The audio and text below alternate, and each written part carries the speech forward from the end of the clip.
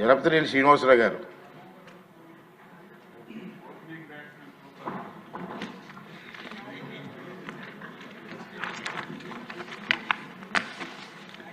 అధ్యక్ష,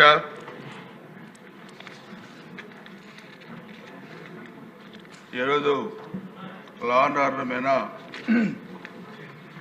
మాట్లాడే అవకాశం ఇచ్చినందుకు ముఖ్యంగా మీకు ధన్యవాదాలు తెలుపుతూ 1924 మధ్య నడిచిన రాక్షస రాజ్యం, రావణ రాజ్యం, ఆ పరిపాలన నుంచి 2024 ఎన్నికల్లో జూన్ 4న రామరాజ్యం రావటానికి 164 సీట్లు ఇచ్చిన ఎన్డీఏకి, 164 సీట్లు ఇచ్చిన ఆంధ్రప్రదేశ్ ప్రజానీకానికి ఒక రాక్షసుల్ని ఇంటికి పంపించడానికి దీవెనలు అందజేసిన ఆంధ్రప్రదేశ్ సభ్యులందరికీ ఒక 1 మినిట్ అన్న, సభ్యులందరికీ మనం అండి ఇంపార్టెంట్ సబ్జెక్ట్ అవుతుంది, సైలెంట్గా ఉండండి సార్. ఈ సైడ్ నుంచి ఎక్కువగా వస్తుంది సౌండ్ నాకు. ఆంధ్రప్రదేశ్ ప్రజానీకానికి కృతజ్ఞతలు తెలియజేసుకుంటూ అధ్యక్ష,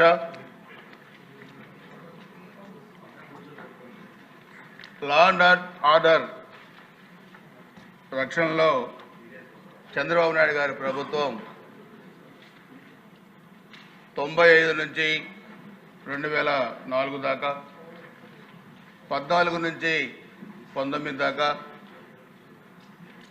24 జూన్ నుంచి ఇప్పుడు ఏ విధంగా గత ప్రభుత్వాలు లా అండ్ ఆర్డర్ని బ్రేక్ చేశారు, శాంతి భద్రతలకి విఘాతం కలిగించారు, వాటిని సరిదిద్దే క్రమంలో ఈ ప్రభుత్వం ఏ విధంగా పనిచేస్తూ ఉంది,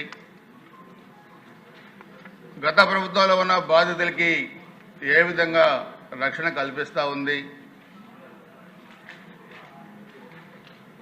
దేశం మొత్తం మీద కూడా ఆంధ్రప్రదేశ్లో కూడా అమలుపరచాల్సింది రాజారెడ్డి రాజ్యాంగాన్ని కాదు, అంబేద్కర్ గారి రాజ్యాంగాన్ని అమలుపరిచి చూపిస్తుంది ఆంధ్రప్రదేశ్లో ఎన్డీఏ ప్రభుత్వం, గౌరవ ముఖ్యమంత్రి నారా చంద్రబాబు నాయుడు గారి నాయకత్వంలో అని చెప్పి కూడా మీ అందరికీ తెలియజేస్తున్నాను. 1924 ఆంధ్రప్రదేశ్లో లా అండ్ ఆర్డర్ అనే పదానికి జగన్మోహన్ రెడ్డి పూర్తిగా పక్కన పెట్టాడు అధ్యక్ష. చట్టం అనేది ఆ రోజుల్లో ఎక్కడ కూడా ఎలా పనిచేసిందో మనందరికీ కూడా తెలుసు. అది ఏ విధంగా అమలుపరిచారో కూడా మనం చూసాం. వీధుల్లో మాత్రం దౌర్జన్యం పరిపాలించింది. అది ప్రభుత్వం కాదు, అది అడ్డగోలు స్వామ్యం. పార్టీ నేతలు చేసిన దౌర్జన్యం మాత్రం నేరం కాదు, కానీ ప్రజల ఆవేదన మాత్రం ఆ 5 సంవత్సరాలు నేరమైంది అధ్యక్ష. సామాన్య ప్రజలు కాదు, 14 సంవత్సరాలు ముఖ్యమంత్రిగా పనిచేసిన చంద్రబాబు నాయుడు గారు కుటుంబం కానీ, లేకపోతే సుదీర్ఘ రాజకీయ అనుభవం ఉన్న ఈరోజు శాసనసభాధిపతిగా ఉన్న మీ మీద కానీ, డిప్యూటీ స్పీకర్ గారి మీద కానీ, ఈ సభలో ఈరోజు మంత్రులుగా ఉన్న మరి సీనియర్ నాయకులు, మంత్రివర్యులు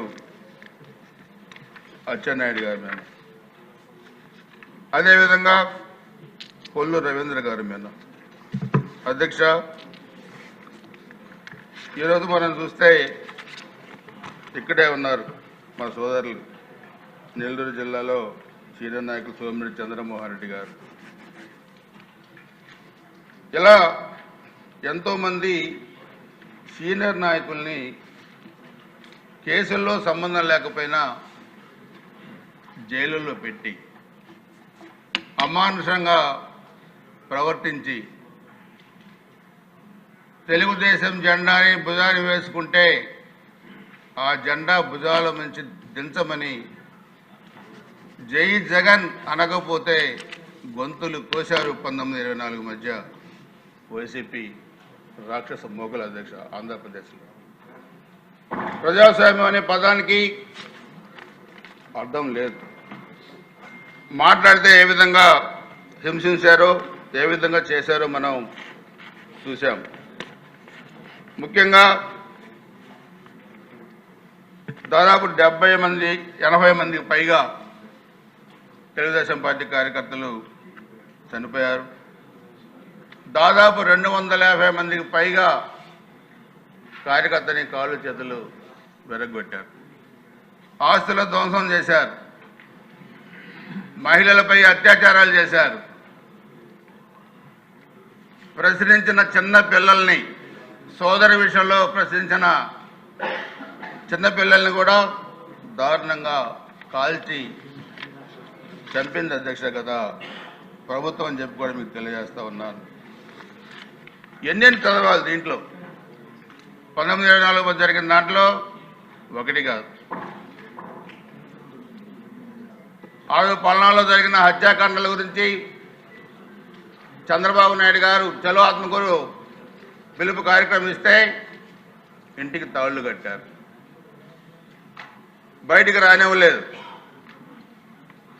అదేవిధంగా యువగళం మరి యువ నాయకులు నారా లోకేష్ గారి పాదయాత్ర మీద అడుగడుగున కేసులు.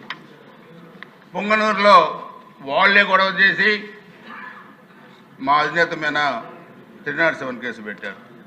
ఆ రోజు పొంగనూరు ఇన్ఛార్జితో సహా. అదేవిధంగా ఎన్ని కేసులు అంటే ఈరోజు గన్నవరంలో పార్టీ ఆఫీసు విధ్వంసం చేశారు. సాక్షాత్తు తెలుగుదేశం పార్టీ రాష్ట్ర కార్యాలయం మీద దాడి చేశారు. దాంట్లో సరిగా కేసులు పెట్టే పరిస్థితి కూడా లేదు. ఆ రోజు ఎమ్మెల్సీగా ఉన్న అశోక్ బాబు గారి పైన కేసు పెట్టారు. నర్సీపట్నం మున్సిపల్ కార్యాలయంలో మరి లచ్చపత్రి గారి ఫోటో తొలగించారని మీరు మాట్లాడితే మేమేం కూడా కేసు పెట్టి అరెస్ట్ చేసే పరిస్థితికి వచ్చారు. ఓ వివాహానికి హాజరైన మాజీ మంత్రులు యనమల రామకృష్ణుడు గారు, నిమ్మకాయల చంద్రాజప్ప గారు, మాజీ హోంమంత్రి గారి మీద ఎస్సీ ఎస్టీ అట్రాసిటీ కేసు పెట్టారు. అదేవిధంగా మాచర్ల ఎన్నికలకి స్థానిక సంస్థలకి పార్టీకి పరిశీలనగా వెళ్ళిన బోండా ఉమ్మా గారు, బుద్ధా వెంకన్న గారి మీద ఆ రోజు వైసీపీ అల్లరి మొక్కలు ఏ విధంగా దాడి చేశారో మనం చూసాం అధ్యక్ష. అమరావతి రైతులు ఎటువంటి భాష ఉపయోగించారు రైతుల మీద, మహిళా రైతుల మీద భూములు ఇచ్చి ఈరోజు ఈ అసెంబ్లీలో మనం కూర్చొని మాట్లాడుకొని చర్చించుకొని చట్టసభల్లో కూర్చోటానికి అవకాశం ఇచ్చిన రైతుల మీద, మహిళా రైతుల మీద సోషల్ మీడియాలో ఎంత దారుణమైన పదాలను పెట్టారో 5 సంవత్సరాలు మనం గుర్తు తెచ్చుకోవాలి. 5 సంవత్సరాలే కాదు, నిన్న మొన్న కూడా టీవీ డిబేట్లో అమరావతి మహిళలపై ఏం వ్యాఖ్యలు చేశారు, ఎందుకు చేస్తున్నారు? ఒక వైసీపీ సోషల్ మీడియా ఒక వ్యక్తి ఆధ్వర్యంలో పెట్టి దాంట్లో 100 మంది పనిచేస్తూ టీడీపీ నాయకుల కుటుంబ సభ్యులపై అమానుషమైన ఫోటోలు అధ్యక్ష. డెమోక్రసీలో ఎవరు ఎంత ఉన్నతమైన పదవుల్లో ఉన్నా, లేకపోతే లక్షల కోట్ల రూపాయల ఆస్తులున్న ఇండస్ట్రియలిస్టులైనా ఒక గౌరవంగా బతికే సమాజం ఉంది. పెద్ద స్థాయిలో ఉండొచ్చు, కింద స్థాయిలో కూలి పని చేసుకునే వ్యక్తి అయి ఉండొచ్చు, కానీ ఎవరి గౌరవం వాళ్ళకు ఉంది ఈ సమాజంలో. రాజకీయాలుగా మాట్లాడాలి. అధికారం ఎవరికి శాశ్వతం కాదు, కానీ అధికారం మాకు శాశ్వతం అనుకొని చెప్పి 1924 మధ్య ఈ చట్టసభని ఏ విధంగా, ఈ గౌరవ సభని ఏ విధంగా గౌరవ సభగా మార్చారో ఒకసారి అందరూ ఆలోచించుకోవాల్సిన అవసరం ఉంది. నిండు సభలో మా అధినేత కుటుంబాన్ని పట్టుకొని మాట్లాడిన విధానం, అంత రాజకీయ చరిత్ర కలిగిన ఒక మహర్షి కంట తడిపెట్టిన విధానం మనం చూస్తే ఆ రోజే వైసీపీ ప్రభుత్వానికి వాళ్ళ గొయ్యి వాళ్ళు తవ్వుకున్నారు అధ్యక్ష. వాళ్ళు ఆ రోజే పతనావస్థకి నాంది పలికారు. అసలు ఆ భాష మనం చూస్తే ఆ రోజు మంత్రులుగా ఉన్న కొంతమంది భాష కానీ, తాడేపల్లి స్క్రిప్ట్ ఏ విధంగా అమలు చేశారు, ఇది మాట్లాడమంటే మాట్లాడాలి. తాడేపల్లి స్క్రిప్ట్ పంపిస్తే పోలీస్ అధికారులు కూడా చదవాలి ఇక్కడ, లేకపోతే ఆ వీడియోలు తెప్పించుకొని చూస్తారు. తాడేపల్లి కొంపలు ఎవరిచ్చారు వీళ్ళకి అధికారం అని అడుగుతున్నాను. గతంలో ఈ సాంప్రదాయం లేదు. ఎంతోమంది ముఖ్యమంత్రులు ఉమ్మడి ఆంధ్రప్రదేశ్లో పనిచేశారు, సాంప్రదాయాలు నెలకొల్పారు. రాజకీయ వర్గ విమర్శలు ఉండేవి. అధికార పక్షాన్ని ప్రతిపక్షం క్వశ్చన్ చేస్తుంది, తప్పులు చేస్తే సర్దిద్దుకోవటానికి సలహాలు ఇస్తుంది. కానీ నువ్వు ఇది మాట్లాడు, అలా తిట్టు, ఇలా తిట్టు అంటే తిట్టే అధికారం వాళ్ళకెవరు ఇచ్చారు? పడే సహనం మనకెందుకు ఇచ్చారు? సహనానికి దేనికైనా హద్దు ఉంటుంది. కానీ మేమే ఏమైనా చేయగలుగుతాం, మా ఇష్టారాజ్యంగా మాట్లాడతాం, మేము మాట్లాడితే మీరు పడండి, ఇది వైసీపీ వాళ్ళు అనుకుంటున్నారు అధ్యక్ష. అది కాదు. అంతకన్నా ఎక్కువగా మాట్లాడగలుగుతాం. వాళ్ళు ఒకటి చేస్తే మేము 10 చేయగలుగుతాం. అటువంటి సైన్యం మా పార్టీలో ఉంది. కానీ ఇక్కడ మాకు ఒక లక్ష్మణ రేఖ మాకు గీశారు అధ్యక్ష. చంద్రబాబు నాయుడు గారు మాకు చెప్పారు, మేము 94లో ఎమ్మెల్యేలుగా వచ్చినప్పుడు 95లో సార్ ముఖ్యమంత్రి అయిన తర్వాత మాకు చెప్పారు, రాజకీయాల్లో కొంతమంది వ్యక్తులకు మాత్రమే ఒక అరుదైన అవకాశం వచ్చింది. మీ నియోజకవర్గాల్లో 3-4 లక్షల మంది ప్రజలు అంటే మీరే ఎమ్మెల్యేలకు ఎందుకు అయ్యారు? లేకపోతే నేనే ముఖ్యమంత్రికి ఎందుకు అయ్యాను? ఒక సామాన్య రైతు కుటుంబం నుంచి, చిన్న పల్లెటూరు నుంచి వచ్చాను నేను. మనం అభివృద్ధికి సహకరించాలి, అభివృద్ధి చేయాలి తప్పితే, ఎందుకంటే ఆ రోజు పల్నాడులో ఫ్యాక్షన్ చాలా ఉండేది. ఒకసారి నేను అడిగాను, సార్ 94-2004 మనం చాలా సహకరించాం అభివృద్ధికి, కానీ ఇప్పుడు గొంతులకు వస్తున్నారు, ఏం చేయమంటారంటే ఒక మాట చెప్పారు, ఫ్యాక్షన్ అనేది ఒక ఊబి లాంటిది, దాంట్లో దిగితే పైకి రాలేవు శ్రీనివాస్, అది మనకు వద్దు, అభివృద్ధి వైపు వెళ్ళాలన్నారు. ఆ లక్ష్మణ రేఖే ఈరోజు వైసీపీ వాళ్ళని కాపాడింది. కానీ వాళ్ళేం పెద్ద ఎరగదీసే మగవాళ్ళే కాదు అధ్యక్ష. 5 సంవత్సరాలు మాట్లాడారు, ఈరోజు మరలా మాట్లాడుతున్నారు. మేము అధికారంలోకి వస్తాం, సప్త సముద్రాల అవతల ఉన్నా తీసుకొని ఎరగదీస్తాం. ఏం చేస్తారు అధ్యక్ష? వీళ్ళు ఏ ఎరగదీస్తారు? వీళ్ళ ఏముంది ఎరగదీయటానికి? పర్యటనలకు పోతే రప్పారప్పని నడుకుతాం. రాజారెడ్డి రాజ్యాంగాన్ని పాలనలో అమలు చేస్తాం, పెద్ద పెద్ద ఫ్లెక్సీలు పెట్టారు. కానీ పులివెందుల, ఒంటిమిట్ట ప్రజలు రాజారెడ్డి రాజ్యాంగం కాదు, మీ సొంత ఊర్లోనే అంబేద్కర్ గారి రాజ్యాంగాన్ని కాపాడాము, నిరూపించామని నిరూపించారు ఒంటిమిట్ట, పులివెందుల ప్రజలని చెప్పుకోండి చెప్తున్నా అధ్యక్ష. మీరెవరు రాజారెడ్డి రాజ్యాంగాన్ని అమలు పరచడానికి మీకు ఎవరిచ్చారు హక్కు? అధ్యక్ష, ఒకటి గుర్తుపెట్టుకోవాల్సిన అవసరం ఉంది. ఈరోజు రాష్ట్రం మీరు చేసిన అరాచకాలకి, మీరు చేసిన దుర్మార్గాలకి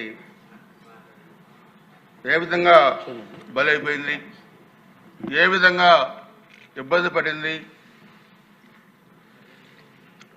ఇవన్నీ మనం చూస్తే 2024 జూన్ తర్వాత ఒక నిరంతర శ్రామికుడు,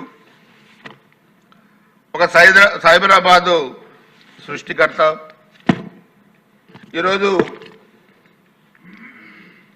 అమెరికా అధ్యక్షులు సైతం గతంలో ఆశ్చర్యం పొందేలా భాగ్యనగర్ రూపురేఖలు మార్చిన అద్భుతాల శిల్పి, రాష్ట్ర అభివృద్ధిలో నిరంతర శ్రామికుడు, ఆటుపోట్లకు ఏమాత్రం అదరని బెదరని దీశాలి, రాజకీయ ముసుగులో వికృతాలుగా పాల్పడే ముష్కరగలు ముచ్చంబులు పట్టించే రాజకీయ దురంధరుడు, ఏం మత్తలేని నిష్కలంక నాయకుడు, కష్టకాలంలో ఉన్న ఆంధ్రప్రదేశ్ని ప్రగతి పట్టాలపై ఈరోజు ముందుకు నడిపిస్తున్న నిరంతర శ్రామికుడు నారా చంద్రబాబు గారి నాయకత్వంలో రాష్ట్రం ప్రగతి పదంలో ముందుకెళ్తా ఉంటే వెనక మరలా గోతులు దవ్వే కార్యక్రమాన్ని చేపడుతున్నారు.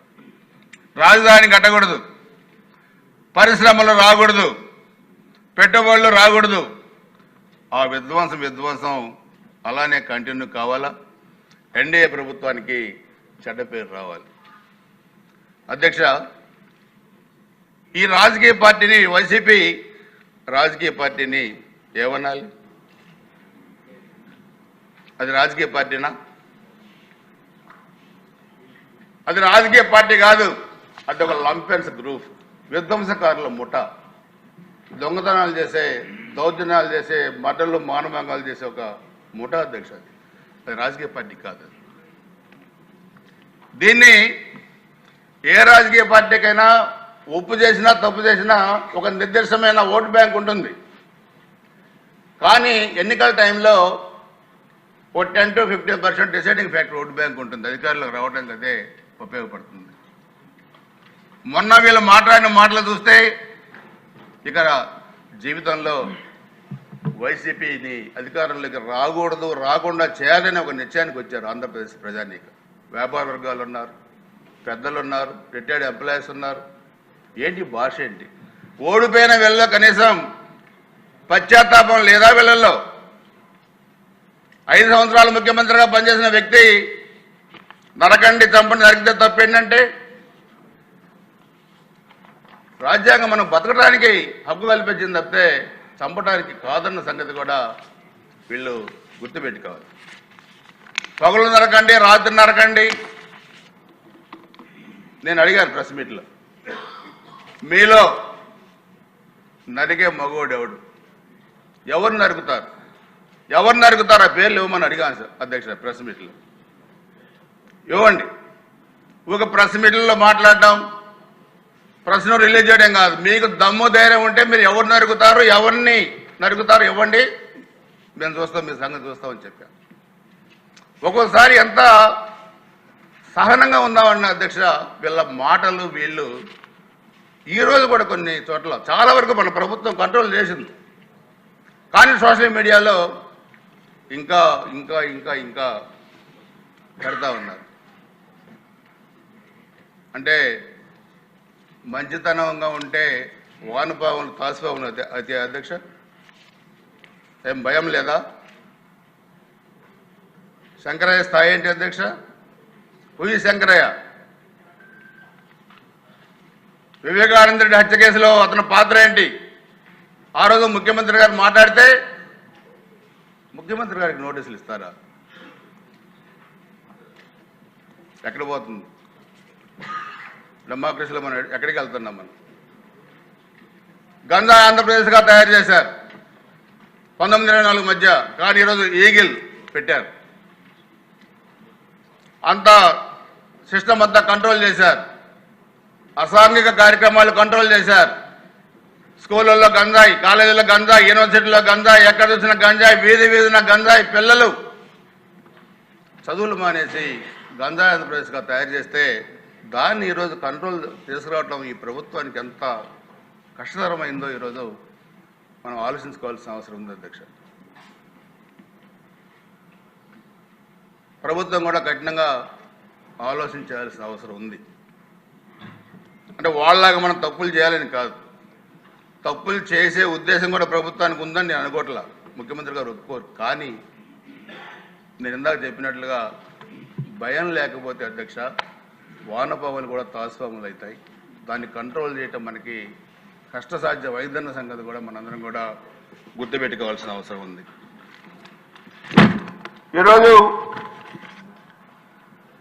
పల్నాడు ప్రాంతంలో ఒకసారి చూస్తే అధ్యక్ష గుడిజాల కానీ మాచర్ల కానీ లేకపోతే రాయలసీమ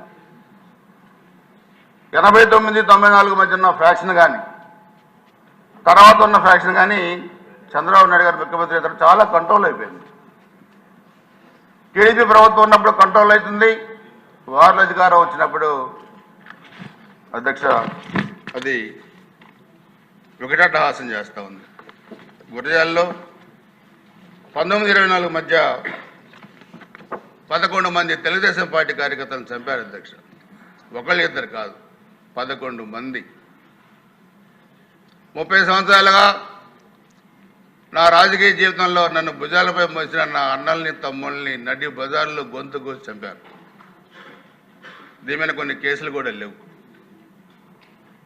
దీన్ని ఏమనాలో, ఈ వికృత క్రియని ఏమనాలో ఒకసారి మనం ఆలోచించుకోవాల్సిన అవసరం ఉంది అధ్యక్ష.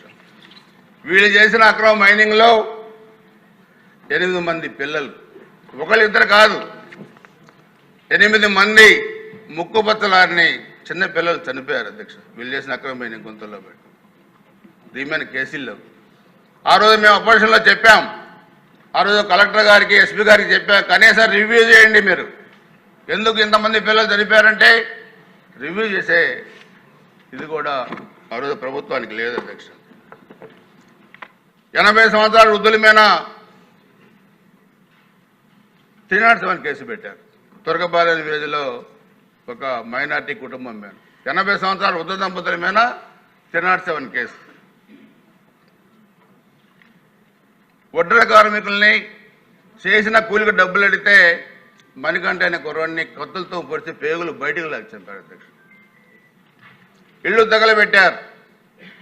జానపాడు గ్రామంలో 8 సంవత్సరాల పిల్లలు, చదువుకునే పిల్లలు ఫ్లెక్సీలు చింపారని చెప్పి తీసుకొచ్చి పోలీస్ స్టేషన్లో కూర్చోబెట్టి వాళ్ళ మీద 307 కేసు పెట్టారు అధ్యక్ష. 19-24 మధ్య ఏంటి ఇది?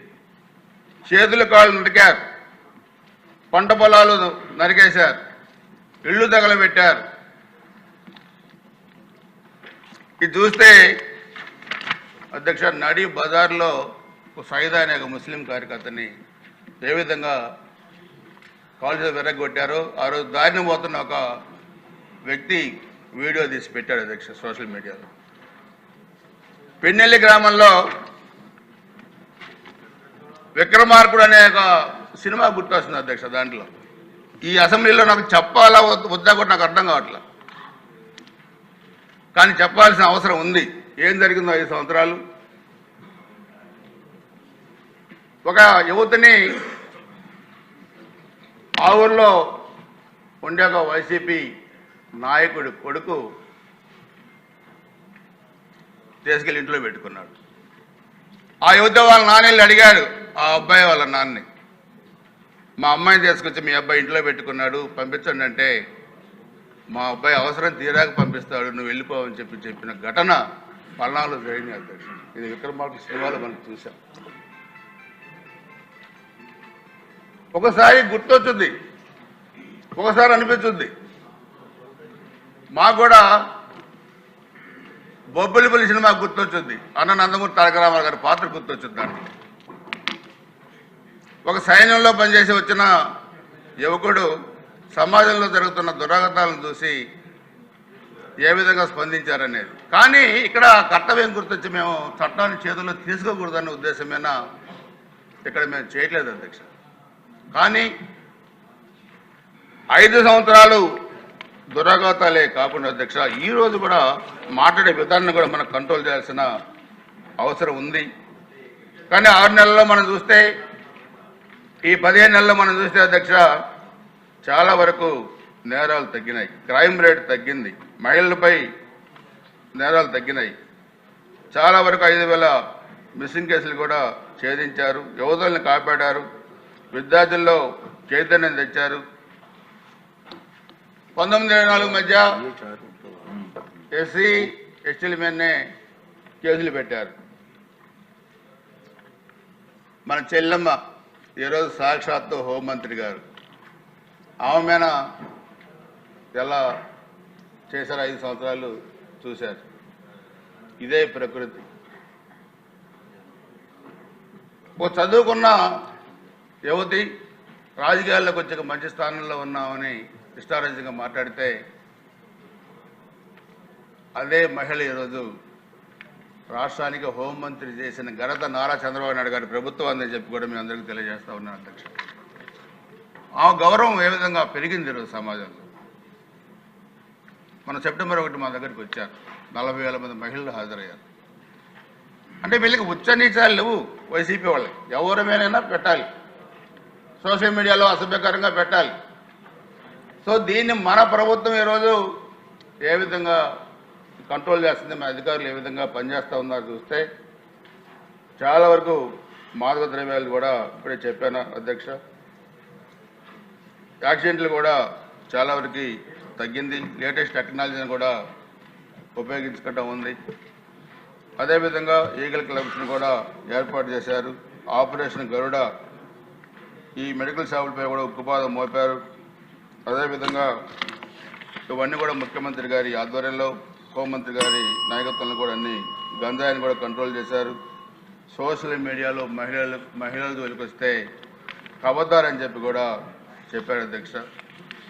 నేను మీ ద్వారా చెప్పదలుచుకుంది ఒకటి, ఈరోజు మనం వైసీపీ పార్టీని రాజకీయ కోణంగా కాకుండా అధ్యక్ష సామాజిక కోణంలో చూడాలి.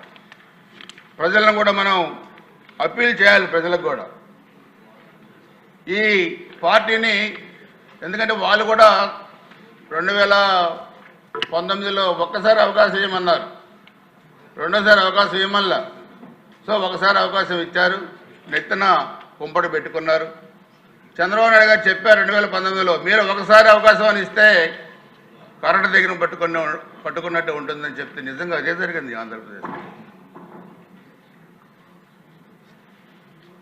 చంద్రబాబు నాయుడు గారు రాజధాని పర్యటనకు వస్తే బస్సు మీద చెప్పులు రాళ్ళు వేస్తే ఆ రోజు డీజీపీ చెప్పాడు ప్రజాస్పందన. 14 సంవత్సరాలు ముఖ్యమంత్రిగా పనిచేసిన వ్యక్తి వెహికల్ మీద రాళ్ళు వేస్తే డీజీపీ గారి వెహికల్ ఆ రోజు భావ ప్రకటన స్వేచ్ఛ అధ్యక్షుడు. మరి ఈరోజు భావ ప్రకటన స్వేచ్ఛలు మేము చేయాల్సి వస్తే మేము చేయలేమా? మాకు చేత కదా. కానీ మాకు వద్దనుకున్నాం. ముఖ్యమంత్రి గారు వద్దనుకుంటున్నారు. లా అండ్ ఆర్డర్ని కాపాడి, శాంతి భద్రతల్ని కాపాడి, ఈ రాష్ట్రంలో మహిళలకి గౌరవిస్తూ అనేక పథకాలు సూపర్ సిక్స్ అమలు చేయలేరు అనుకుంది వైసీపీ పార్టీ. అమలు చేసి తీరింది ఎన్డీఏ ప్రభుత్వం. వీళ్ళు విడిపోవాలి, వీళ్ళు కొట్టుకోవాలా, మేము అధికారంలోకి రావాలి, మంచి ఆలోచనలు వీళ్ళకి లేవు అధ్యక్షుడు. అందుకనే సామాన్యుడి నుంచి అత్యున్నతమైన ఈ సభలో వివిధ స్థాయిల్లో ఉన్న మీలాంటి ఎంతోమంది మచ్చలేని రాజకీయ నాయకుల మీద మచ్చ వేయడానికి ప్రయత్నించిన వైసీపీ ప్రభుత్వం, ఆ రోజుల్లో 1924లో వైసీపీ ప్రభుత్వం, అమరావతి రైతుల మీద విద్వేషం చెమ్మిన ఆనాటి వైసీపీ ప్రభుత్వం, అనేక రకాలైన కేసులు పెట్టిన ఆనాటి వైసీపీ ప్రభుత్వం, మహిళలపై అత్యాచారాలు చేసిన ఆనాటి వైసీపీ ప్రభుత్వం అధ్యక్ష.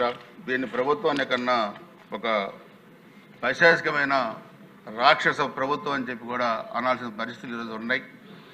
ఈరోజు చెప్పుకుంటూ పోతే చాలా ఉన్నాయి అధ్యక్ష. కానీ మనందరం కూడా ఆలోచించాల్సిన అవసరం ఉంది.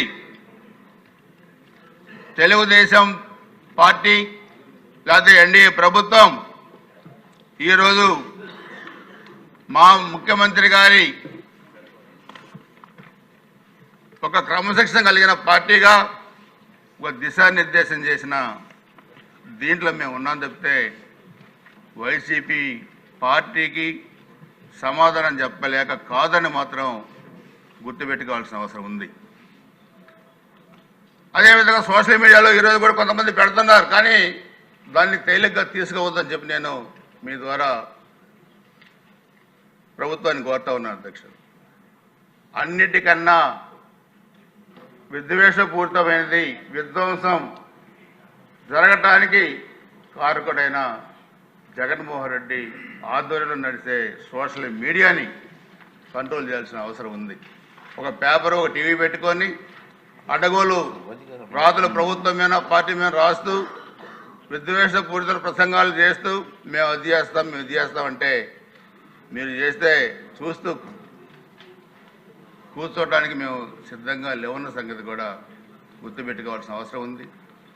ఈ ప్రభుత్వం కూడా కఠినంగా నిర్ణయాలు తీసుకోవాల్సిన అవసరం ఉందని చెప్పి కూడా నేను మీ ద్వారా తెలియజేసుకుంటూ ఈ రాష్ట్రం ఈ ఎన్డీఏ ప్రభుత్వం నాయకత్వంలో ముందుకెళ్ళాలి, అభివృద్ధిలో ముందుకెళ్ళాలి. అన్ని ప్రాంతాల అభివృద్ధి ధ్యేయంగా కూడా ముఖ్యమంత్రి గారు పనిచేస్తూ ఉన్నారు. అధ్యక్ష, ఒక్కొక్కరిది ఒక రకమైన బాధ ఈ అసెంబ్లీలో ఎమ్మెల్యేలు మాట్లాడుతుంటే ఇక్కడ నుంచి కఠినమైన ఆదేశాలు వెళ్ళాలి జిల్లాలో అధికారులకి. చూసి చూడనట్టు పోతే కుదిరే పరిస్థితి కాదు. అందుకనే ఇది ప్రభుత్వం చేయాల్సిన పని.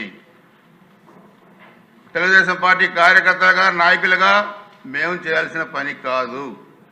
ఇది గుర్తుపెట్టుకోవాల్సిన అవసరం ఉందన్న సంగతి కూడా నేను మీ ద్వారా తెలియజేస్తూ ఇటువంటి పరిస్థితులు పునరావృతం కాకుండా భవిష్యత్తులో